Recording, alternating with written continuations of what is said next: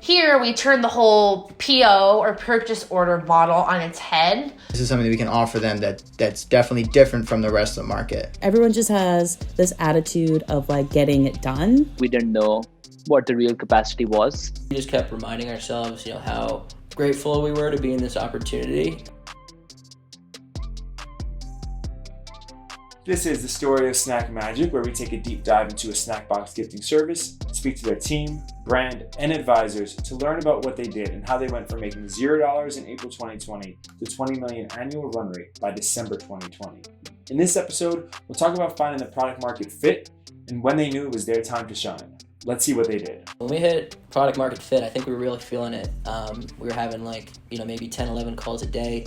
And it was back to back. We wanted to make sure that we were empowering them to succeed. And that was easy for us to key in on and be like, okay, analytics is very important for these brands. Here, we turn the whole PO or purchase order model on its head, where brands actually generate their own purchase order because we give them a set allocation of storage space for our hub right in their brand portal. So we built out a brand portal. Before we built out a brand portal, we were doing everything just push notification emails. We were just sending it manually end of month, like kind of a summary of how brands did.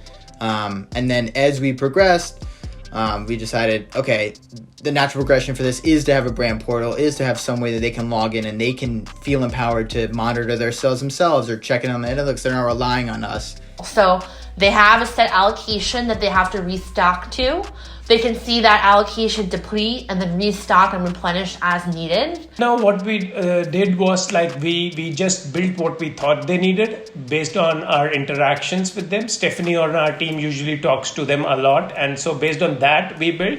Obviously, it took us a little bit of time, but we were able to get a lot of, interesting data and analytics to share with these brands and send out reports where brands were like, I've never been just gifted basically this information before. This is something that we can offer them that's definitely different from the rest of the market. I definitely think using our tools like the brand portal can really help, brands keep up sales.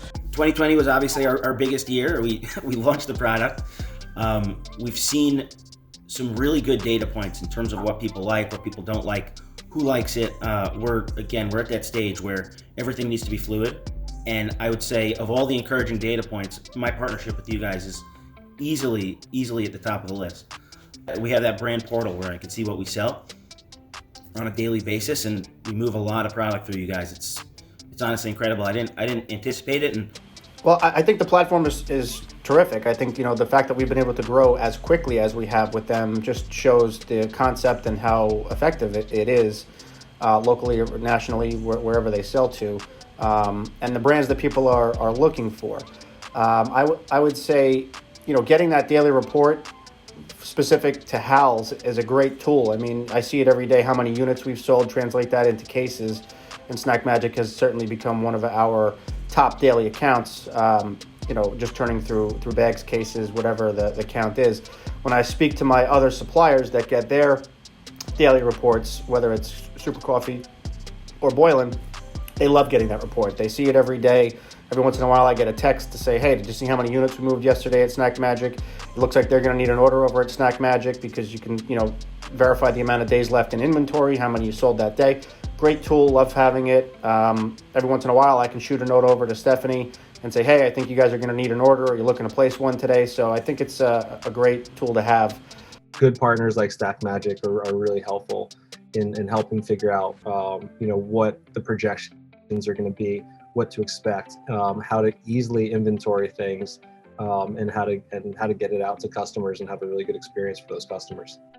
And it's really nice to be working with companies like SnackMagic, and all the awesome companies that are out there that are part of this new revolution, where there's a focus on ingredients, uplifting, collaborating, supporting the companies that are supporting humanity. And I think that's something that we're going to keep seeing. And it's an exciting future for us and for our kids and our future generations, where the companies that are trying to do better, trying to make a difference, trying to make better products that are just, not just better for taste, but also better for the planet and sustainable practices. It's nice to be working with companies that support that mission. But as time went on, we started to notice a lot of big virtual meetings, maybe in the 200 to 800 range. And then really when it started to take off was the large scale global virtual meetings. So that was in like the 2,000 to 5,000 range. Most of our orders are currently one-off, and we're only just starting to see some of the recurrent orders of teams that will set up this as a benefit for their employees. So in that way, we don't get the rapid feedback from the same customer all the time. We just get it from doing it with different customers and testing different new things with other customers. I think problems makes you actually really push to the limit and be creative, be innovative, and come up with the new ideas. I think we just kept reminding ourselves, how grateful we were to be in this opportunity, and how we had to take it one day at a time. It was a new business, so I wouldn't say the capacity was 300 before. It's just we didn't know what the real capacity was, and we were still trying to figure it out. From the minute that I got there, it felt like there was a huge effort for organization in terms of where each snack item was, but it wasn't polished, But yeah, it is crazy. I think there are times where you think where are you? You are in a jungle or somewhere. But I think that's the beauty of it. You walk into it something, and within 3 hours you see everything is flowing in a right manner because everyone has started playing their role as an actor within what they're supposed to. We streamlined it in a way because it's very small things, but a lot of small things. For example, if someone starts picking, if I have an order and I have to pick 15 items, an ideal way to pick is that I go in an L shape. So I start, if there are different aisles, I start from here, then go. So I start this, right? At no moment should I go back. If I pick something here, then I go back here, then I shouldn't go back, right? We built the app to ensure that it's a very streamlined process. The first goal with the app was to minimize any mistakes that were happening at the hub. The processes weren't completely there, but what was so interesting is that how many people were just trying to make it work. So they had 3 people who were on the floor who would help the pickers and the packers find things. So we'd have an app on our phone. Then for the boxing, we have glass bottles, we have cans, we have so many things, right?